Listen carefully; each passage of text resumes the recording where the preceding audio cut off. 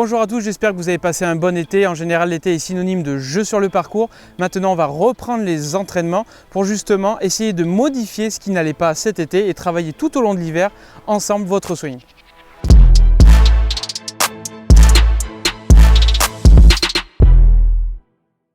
Je pense que vous avez plein de questions sur votre swing, plein de défauts qui sont apparus, plein de choses que vous ne comprenez pas. Mais maintenant, nous allons construire votre swing ensemble, étape par étape, semaine en semaine, pour justement essayer de trouver où se situe votre erreur et essayer de comprendre tout le fonctionnement du swing avec chaque étape. Vos premiers 60 cm à la montée sont super importants.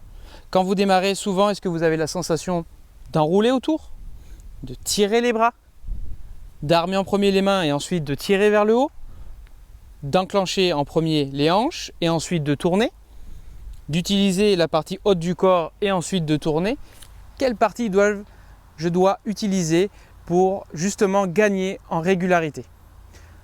Toutes les parties peuvent être utilisées avec du talent, avec de l'habitude, avec des années de pratique, mais il y a quand même des parties qui vont vous aider à être beaucoup plus régulières en termes déjà de sensations, vont vous amener du résultat et en plus de ça vont vous permettre d'être stable. Moi je travaille dans mes préférences sur la stabilité du swing, sur le ressenti du swing, surtout sur les premiers démarrages, parce que souvent on a tendance à aller très vite au démarrage et pas ressentir justement votre premier mouvement, et ça pour moi c'est crucial. Pour construire votre exercice, vous prenez 2 clubs ou 2 baguettes. L'espacement entre les deux est à peu près un club, une tête de club, et vous laissez dépasser à peu près de quelques centimètres de chaque côté pour laisser naviguer le club, et vous mettez une balle au milieu. Quand vous vous placez à l'adresse avec votre balle et votre club derrière votre balle, quand vous amenez votre club, il faut vraiment que vous ayez l'impression que votre club reste sur cette espèce de route que vous avez tracée avec vos clubs. Voilà, il est important que le club reste sur cette route-là tout au début de la montée. Si vous avez la sensation que le club vient chercher de l'intérieur ou vient chercher de l'extérieur, là nous avons un problème, c'est que vous n'utilisez pas la bonne partie du corps. Alors pour le ressentir, la partie du corps qu'on doit utiliser, ce sont plus les gros muscles.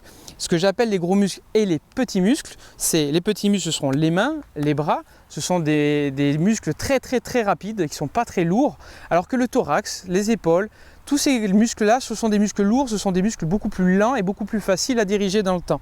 C'est pour ça qu'au démarrage, la sensation que vous devez avoir, c'est une sensation de thorax avec votre main, vos clubs face à votre poitrine, tout le temps au démarrage, et la sensation d'utiliser épaule-thorax au démarrage. Vous voyez que mes hanches n'ont eu aucune action pendant les premiers 60 cm. Elles peuvent avoir une légère action, mais vraiment très légère. Il faut vraiment avoir ce ressenti que le club suive la route et que vous utilisez votre thorax au démarrage.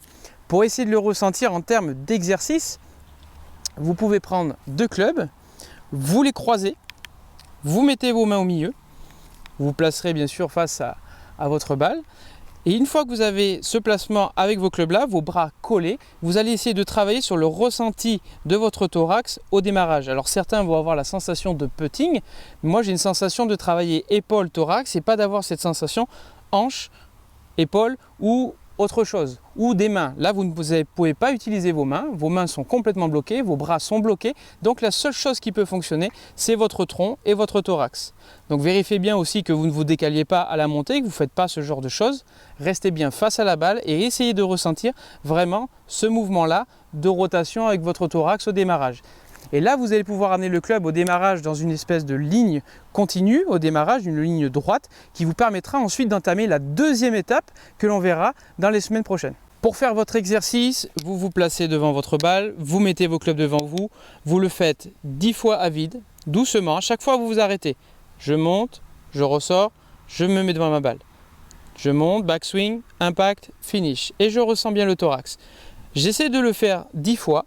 Vraiment pour le ressentir, essayer d'avoir les clubs qui vont vraiment le long de cette route. Il faut que visuellement je vois mes clubs aller le long de cette route. Une fois que je l'ai fait 10 fois dans le vide, je me place au-dessus de ma balle. Je me mets au niveau de ma balle, je me mets largement au-dessus et j'utilise mon thorax. Et j'essaie de garder la tête de club sur toute la portion de la route. Et là je fais vraiment travailler les gros muscles, le tronc, les épaules, etc. Une fois que vous l'avez fait 10 fois de chaque, vous tapez des balles à 50% de vos possibilités, juste pour essayer de créer du feeling et du ressenti et voir si vous arrivez à fonctionner au démarrage avec votre thorax. L'objectif d'un tel exercice et de limiter souvent l'action des mains que j'ai pu voir beaucoup trop souvent. Souvent les joueurs, vous faites ce démarrage-là. Et le problème, c'est que je vous demande à chaque fois de ressentir justement quelle partie de votre corps va fonctionner. Et ça va tellement vite avec les petits muscles que vous avez du mal à ressentir, à dire j'arrive à partir avec les mains, j'arrive à partir avec le tronc. Si vous essayez de contrôler, d'amener de la régularité dans votre mouvement systématiquement, le but c'est de contrôler d'abord par les gros muscles et la finition dans le swing va se finir automatiquement par les bras et les mains pour donner ce coup de fouetté. Mais si vous commencez déjà par les petits muscles, vous n'aurez aucune action de tout le reste du corps et du coup tout le reste du corps va rester passif tout au long du mouvement. Alors vous allez me dire certains arrivent à fonctionner qu'avec les bras, qu'avec les mains. Bien sûr, il y en a qui arrivent à jouer de cette manière-là. Moi personnellement, je n'y arrive pas et l'objectif quand même, c'est d'essayer d'avoir de la régularité. Parce que quand vous avez des terrains qui ne sont pas plats, qui sont en pente, avec des difficultés, etc., et que vous voulez faire un coup technique, le coup technique en question ne marche pas. Donc du coup, vous rentrez dans un système de compensation.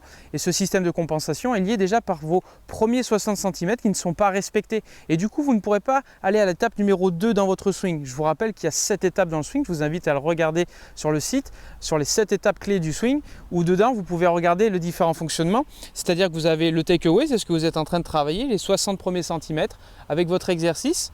Et une fois que vous êtes là, vous avez ensuite l'armement.